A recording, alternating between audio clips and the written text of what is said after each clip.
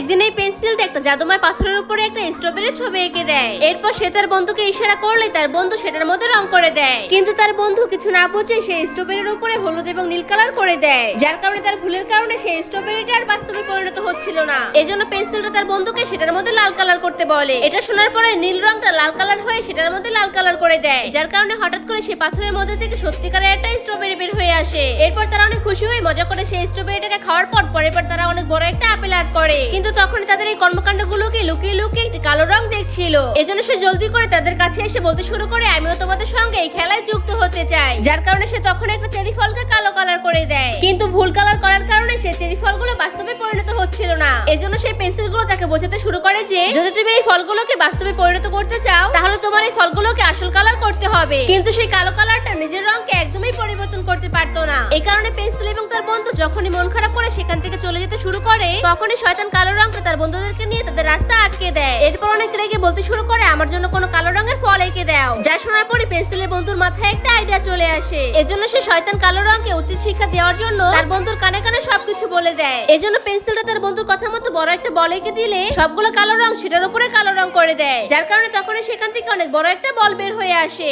এরপর যখনই কালো রংগুলো সেটাকে ভালো মতো দেখে তখন তারা বুঝতে পারে যে এটা কোনো ফল নয়, এটা হলো ভয়ঙ্কর একটা বম। এরপর যখনই তারা সেখান থেকে পালাতে যাবে তখনই বমটা ভেঙে তাদের উচিত শিক্ষা হয়ে যায়। তো বন্ধুরা, যাওয়ার আগে আপনার সবথেকে পছন্দের রং কি তা কমেন্ট করতে ভুলবেন না।